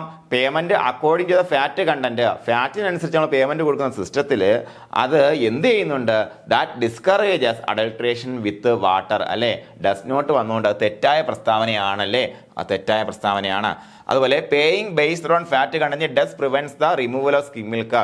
Paying based on fat content does prevents തെറ്റായ പ്രസ്താവന അല്ലേ? കാര്യം എന്താ? നമ്മൾ ഫാറ്റ് കണ്ടന്റ് അടിസ്ഥാനത്തിൽ പേയ്മെന്റ് കൊടുക്കുകയാണെന്നുണ്ടെങ്കിൽ കുറച്ച് സ്കിം മിൽക്ക് റിമൂവ് ചെയ്തതിനെ തടയുന്നില്ല എന്നുള്ള അതിന്റെ ഡിസഡ്വാൻറ്റേജ് ആണ് അല്ലേ? അപ്പോൾ ഏതൊക്കെ തെറ്റ്? 2ഉം 3ഉം. അപ്പോൾ ഏതാ ഉത്തരം മക്കളെ? സി ആണ് ഉത്തരം അല്ലേ? ആലോചിച്ചെഴുതേണ്ട ഉത്തരമാണ്. അതുപോലെ find out the correct statement of statement from below. കറക്റ്റാണ് ചോദിച്ചിരിക്കുന്നത്. Payment according to the fat content does not take into account the SNF content of milk അല്ലേ. ഫാറ്റ് കണ്ടന്റ് അനുസരിച്ച് നമ്മൾ പേയ്മെന്റ് കൊടുക്കുകയാണെന്നുണ്ടെങ്കിൽ ദാറ്റ് ഡസ് ടേക്ക് അക്കൗണ്ട് അല്ലേ. ഇല്ല, അത് SNF-നെ പരിഗണിക്കുന്നില്ല. അതുപോലെ specialised dairy products like cheese require milk free from cholesterol, അത് ശരിയായ പ്രസ്താവനയാണ്. അതുപോലെ payment of premiums for milk usually based on the മിൽക്സ് flavour and sediment test.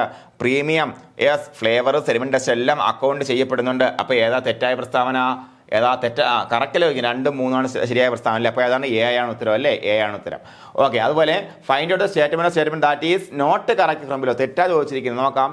Payment according the cost of production of milk is a simple method preferred by most dairies അല്ലെ. Payment according the cost of production of milk is not a simple method, complicated ആണ് അല്ലെ. Cost of production അനുസരിച്ച് കൊടുക്കുന്നത് complicated method ആണ്. Paying for milk based on weight is popular and organised sector. ഇത് നമ്മൾ പെട്ടെന്ന് വായിക്കുമ്പോഴത്തേക്ക് നമുക്ക് അൺഓർഗനൈസ്ഡ് സെക്ടർ നമ്മൾ പഠിച്ചിട്ടുണ്ടല്ലേ. അവിടെ മാറ്റി ഓർഗനൈസ്ഡ് ആക്കിയിരിക്കുന്നു അല്ലെ. ഓർഗനൈസ്ഡ് സെക്ടറിൽ എന്ത് ചെയ്യാറില്ല? പേയ്മെന്റ് ബേസ്ഡ് ഓൺ വെയിറ്റ് കൊടുക്കാറില്ല. അതും തെറ്റായ പ്രസ്താവന. തെറ്റിപ്പോവല്ലേ. ഓവർ കോൺഫിഡൻസ് കാണി തെറ്റിച്ചളയല്ലേ.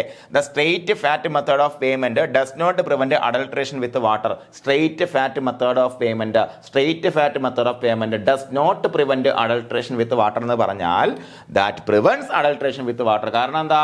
നമ്മൾ ഫാറ്റ് കണ്ടന്റ് അടിസ്ഥാനത്തിൽ പൈസ കൊടുക്കുകയാണെങ്കിൽ എന്താ ചെയ്യുക?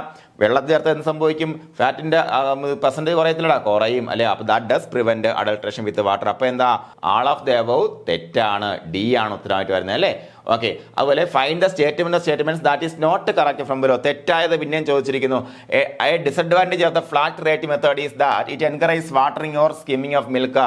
അത് ശരിയായ പ്രസ്താവനയാണ്. കാരണം എന്താ? ഫ്ലാറ്റ് റേറ്റിൽ നമ്മൾ ചെയ്യുമ്പോഴത്തേക്കും വെള്ളം ചേർത്താലോ സ്കിം ചെയ്താലൊന്നും അതിനെ നമുക്ക് തടയാൻ പറ്റത്തില്ല അല്ലേ. അതുപോലെ the sediment test for milk quality assesses the fat content of the milk. തെറ്റായ പ്രസ്താവന. സെഡിമെന്റ് ടെസ്റ്റ് എന്തിനാ? ഫാറ്റ് ക്വാളിറ്റിയിലെ ഫാറ്റ് കണ്ടന്റ് നല്ല അസസ് ചെയ്യുന്നല്ലേ. അതുപോലെ milk procurement for cheese require selection of raw milk avoiding late lactation milk അല്ലേ.